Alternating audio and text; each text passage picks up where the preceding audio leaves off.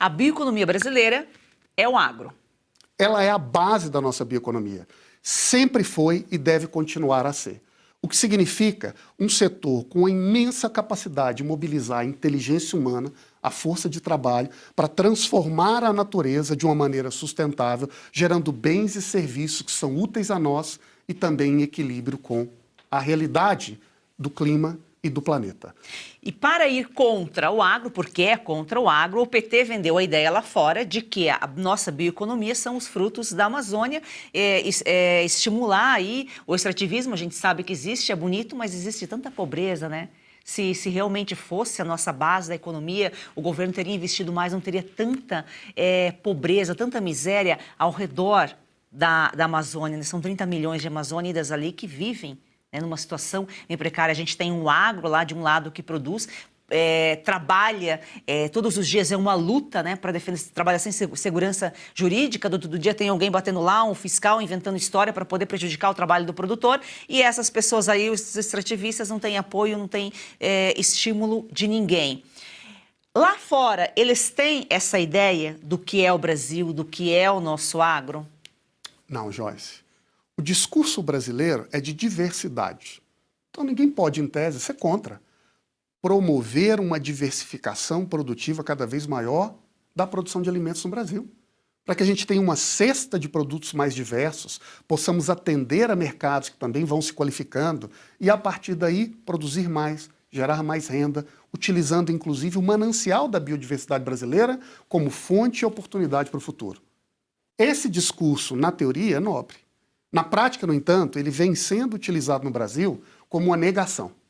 Então, para promover a bioeconomia, não a agricultura.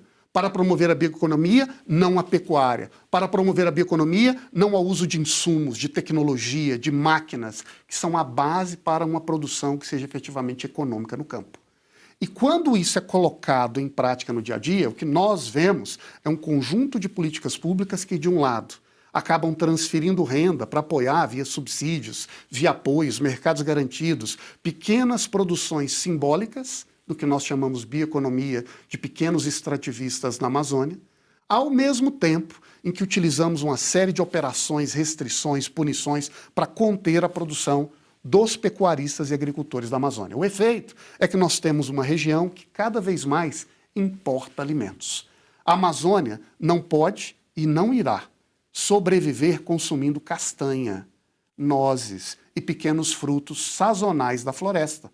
Assim como nós, a Amazônia, consome arroz, feijão, carne, 30 milhões de pessoas que precisam desses produtos para o seu dia a dia. E veja só, boa parte desses produtos cada vez mais chegam à região produzidos em outras partes do Brasil e transportados por avião, pagando fretes enormes. O resultado, Joyce, não é uma produção mais sustentável, não é uma alimentação mais nutritiva, é um cerceamento que torna hoje a Amazônia a região com a maior carga de insegurança alimentar, ou se quiser, de fome no Brasil.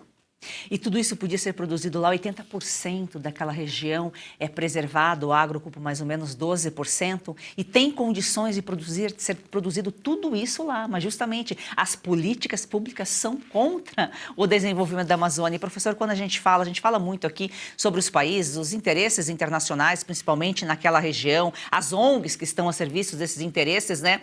A gente critica tantos os países, mas nem todo mundo que está lá fora. O mundo todo não é nosso inimigo, o principal inimigo está aqui no Brasil, é o brasileiro a serviço, né? Que se coloca, que se presta a estar do lado errado da moeda. Olha, Joyce, nos últimos 30 anos, nós percebemos essa ascensão imperiosa de uma visão de mundo muito particular. Nós poderíamos chamar de um ambientalismo identitarista, que tende a olhar para determinadas formas de produção de pequenos grupos identitários, muitas vezes ligados a pequenas comunidades, como se fosse o caminho do futuro. O que significa que tudo que se distingue disso deve ser eliminado, restringido, paralisado. A Europa liderou essa rota, aprovou um grande projeto continental chamado de Green New Deal, desdobrou esse projeto em um conjunto de capítulos, o mais importante deles era da fazenda ao garfo, que estabelecia restrições, condicionantes, metas robustas, que em última análise queriam tolher qualquer forma de utilização industrial da produção de alimentos no campo. O Brasil importou essa ideologia, levando às últimas consequências entre nós. E assistimos, nos últimos anos no Brasil, uma tentativa de fazer aqui uma espécie de frente avançada desse projeto que a Europa cultivava como caminho do futuro. Afaste agora o tempo. Chegamos em 2025. O que é que nós estamos vendo? E agora em 2026, um desdobramento disso. A própria Europa recua naquele seu projeto original e passa a olhar para a produção de alimentos, para a fazenda, para o uso de tecnologia, para o agro, como uma necessidade imperiosa e como um bem valioso para garantir a segurança alimentar do seu continente. Lá na Europa, esse projeto ambientalista radical, que muitas vezes nega a economia e os seus atributos da produção, tolhe a propriedade, limita o contrato, expande a responsabilidade, na Europa começou agora a ser desfeito.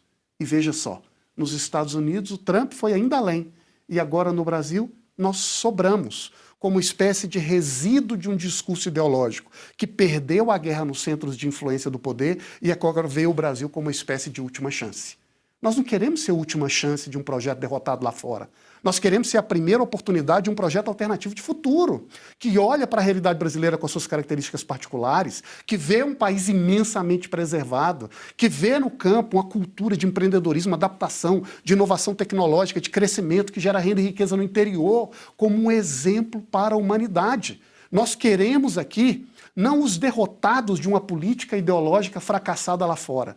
Nós queremos aqui as pessoas com o verde e amarelo estampado no coração, para poder construir políticas que sejam verdadeiramente originais e ajustadas à nossa realidade produtiva. Para isso, Joyce, é necessário haver uma reorientação, uma mudança no espírito das políticas que são implementadas no Brasil. E para isso, professor, a gente está em ano de eleição, nós não estamos falando sobre política diretamente, mas acaba influenciando. E veja só como o agro é resiliente, né? Diante disso tudo, o agro se mantém, o agro brasileiro é o mais sustentável, aí é exemplo para o mundo.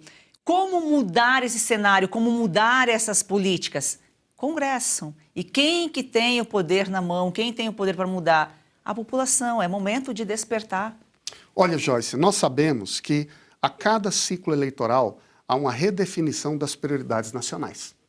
Nós assistiremos a um turbilhão de ideias, um embate político que no Brasil promete ser muito acentuado, muito polarizado, e a ideia é que daqui também emerjam as prioridades que vão orientar o próximo ciclo eleitoral brasileiro.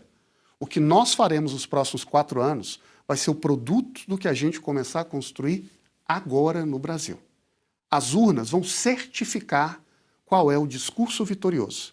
E o que nós esperamos é que ali, naquele elenco de ideias prioritárias, esteja um compromisso com a produção includente, soberana, competitiva, que faça do agro brasileiro uma agenda para o nosso desenvolvimento amanhã. E não um inimigo, e não uma ameaça, e não um conjunto de criminosos em potencial que precisam ser controlados a qualquer custo, mas ao contrário, como uma verdadeira alavanca que pode estimular e dinamizar a criação de renda e riqueza no interior do Brasil. Fazendo isso ao mesmo tempo em que a gente atende a demandas crescentes no mundo por alimentos sustentáveis, de qualidade, e que a gente também fomenta o desenvolvimento no interior do Brasil, tão importante para o progresso da nossa nação.